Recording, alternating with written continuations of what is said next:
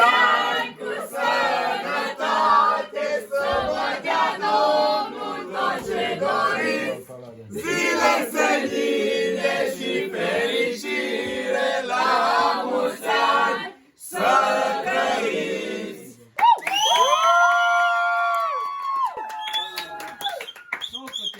Ai, ce pula mea! Mări în pula mea, mă, Doamne, uite, fute, mă, deschide mai cu dată!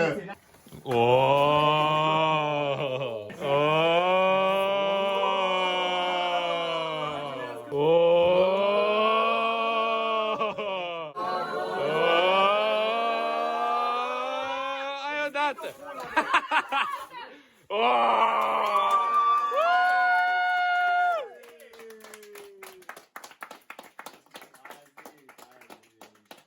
Bă, dacă nu spun așa, pot să iau eu. Nu, în niciun caz! Bă, ce foină! Mâncați căcat!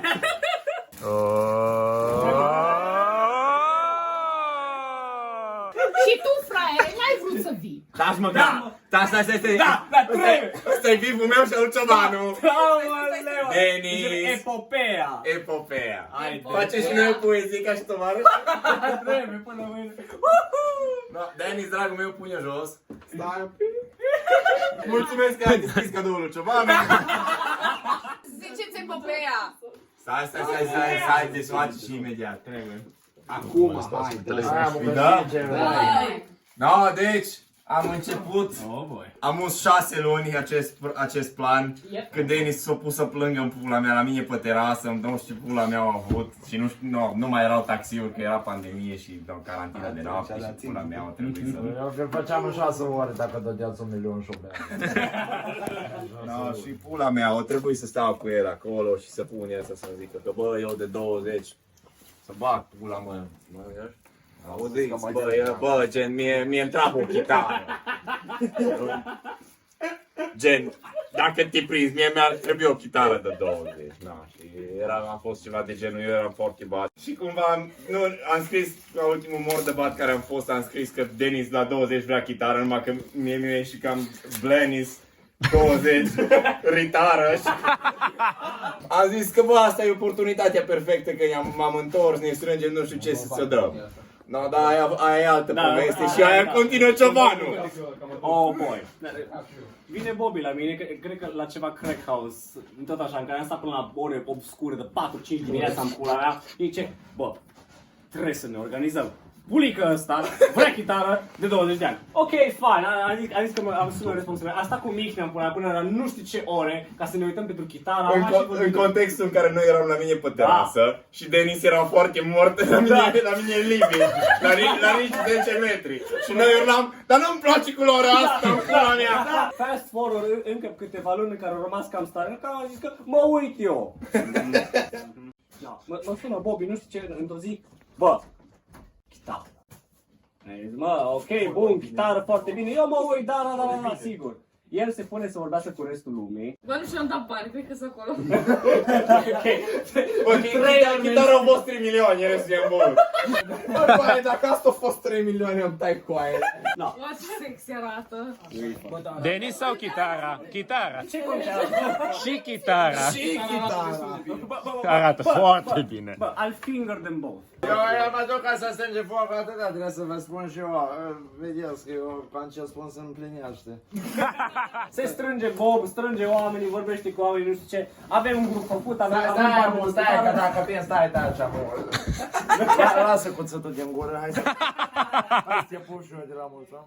Doamne, de sănătate.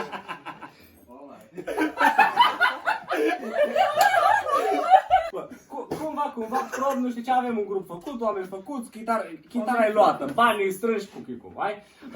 Scuze. Și eu scuze, și am organizat. Ți-aș fi dat mai repede, dar am aflat că e pentru Denis. Se pune atunci Bob să zică, bă, când ar fi cel mai bine să le dăm? La o cabană. Am zis întâi hai la un crack house, dar am uitat în pula mea că pe aici pe acasă în pula mea pandemia încă există. Zis că hai, dracu, fie o cabană. Și ne punem noi, zic, bă, câți e pe grup? 25 roturi. Cam așa, da. Zic eu, bă, că ce bani, câți intră la tine? Dar mă, 15.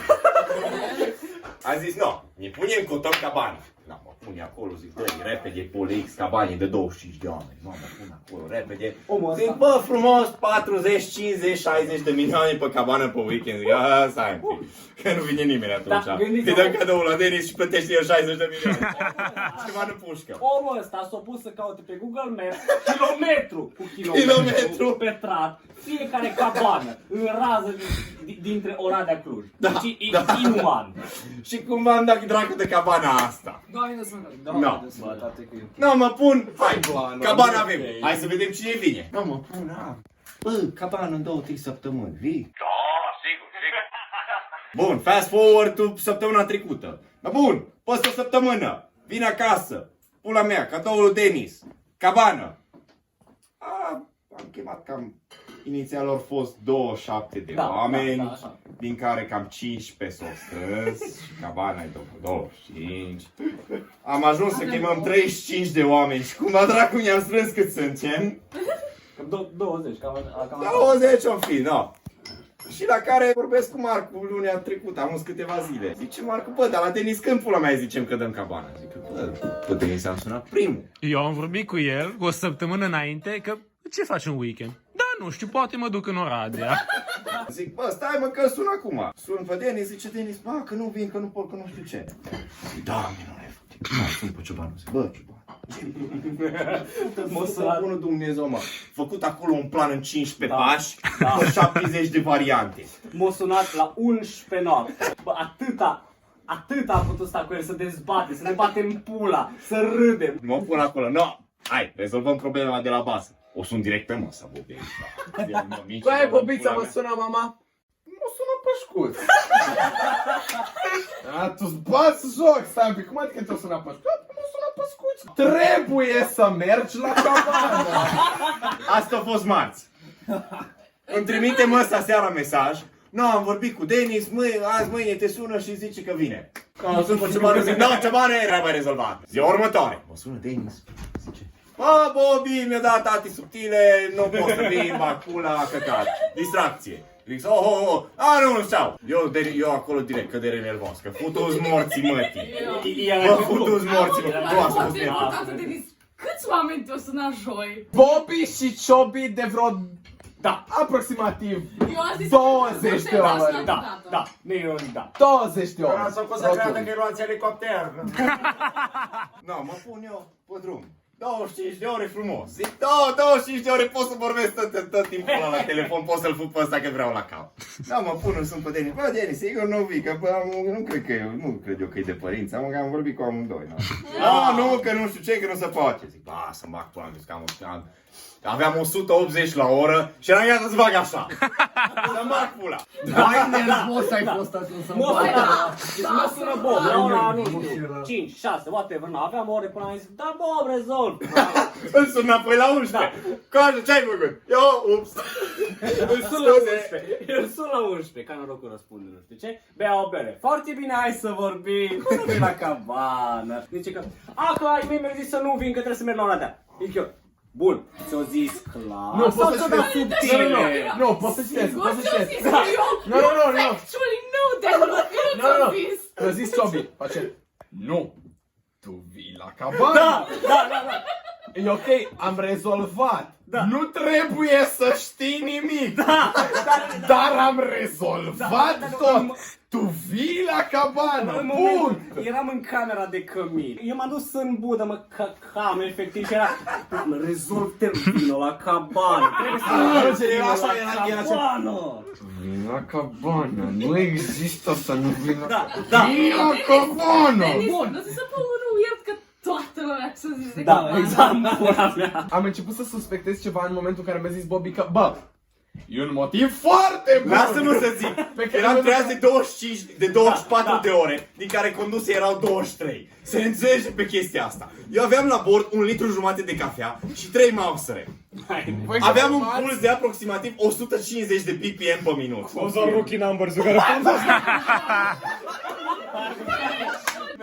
Și mă sună Ciobanu. Zic, am vorbit cu Denis, n-am reușit.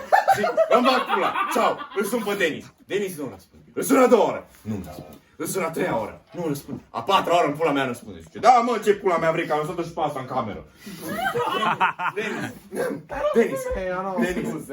Denis. Și acum citez. Denis, scuze dacă o să fiu pasiv-agresiv. Eu sunt mijlocul Ungariei și îmi vine să plâng că nu mai ajung acasă. Tu vrei să vii la cabană. E un motiv foarte clar pentru care eu te vreau la cabană. Pe care știe și maică ta. Pe care și ea te lasă. că tu. Denis, crede-mă că nu te vreau la cabană, că ești fain. Am un motiv. Zic, Denis, sună-mă înapoi când te decizi că vii. Și spune-mi că vii. N-am o spune pula lău ăsta.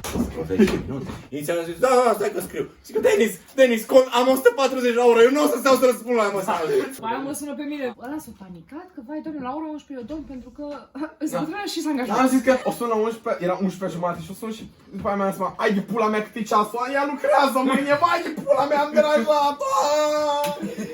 Da, și am sunat-o pe mama și am zis că, bă, gen, da o pula mea de treabă, mă duc la cabană, doamne, fut eu. Deci după ce se termină totul, deci Denis vine, tot e rezolvat, mă sună Bobby și spune Jordan și începe să-mi zică totul. Bă, omul ăla conducea cu, cât aveai? 180. Bă, îi crescuse tensiunea în pula mea, nu știu cât. Bă, vai de pula mea. Deci era ora 12, ora României. Eu mai aveam 2 ore jumate, eram în centrul Ungariei. Google Maps a zis că, este ora 12 noaptea. Hai să nu-l bag pe centura. Cum îi ziceam în capitala ungurilor? Budapesta. Hai să-l bag prin centru. M-am dus prin centru. Niște drumuri mai de căcat în pula. Bă, am văzut drumuri forestiere în pula mea, pe care mere tractorul mai bune decât cea a ungurii. Mă fută în gura. Da, bun, eu acolo. Deci eu eram în momentul ăla, trebuia să am 20 și ceva de ore bune. Și eu la care, eu trebuie să-mi fac griji de bicicliști, tramvai și autobuze. Și fucking unguri, fută-i Dumnezeu. Și eram basically fantomă. Eu nu mai eram conștient că am picioare și de aici în jos. Eu eram conștient că am ochi, văd drumul și schimb vitezele. Rezolv treaba cu Denis. Și eu sunt pe cioban, zic, toate-s bune, nu știu ce, dar ciobane, eu nu mai simt picioarele. I'm feeling a tingling in my fingers. Am sunat stroke. Bă, o venit să-mi spună în detaliu cum el drumul îl vedea perfect, îl simțea perfect, îl percepționa perfect. Dar Persoana lui nu simte picioarele, nimic de sub de la obraj în jos, nimic.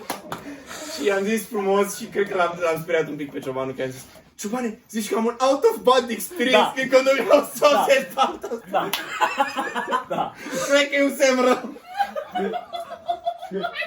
și cu mașina bușită care nu De asemenea, eu nu știu exact cu ce viteză mergeam sau câți kilometri am făcut sau dacă mai am motorină, pentru că eu nu știu chestia asta, că foarte... Să înțeleg că asta e 180 în centrul Budapestei. Refuz să recunosc orice pe cameră. Dacă amuzantă e că eu fiind la cămin, trebuie să ies din cameră, colegii s-au culcat, am ajuns în spălătorie, acolo sunt camere. Neurei, probabil, este o înregistrare cu mine în care fac. Se numește... Asta rând eu-i fotoparbă. Tu, pista Dumnezeilor că ai, bă.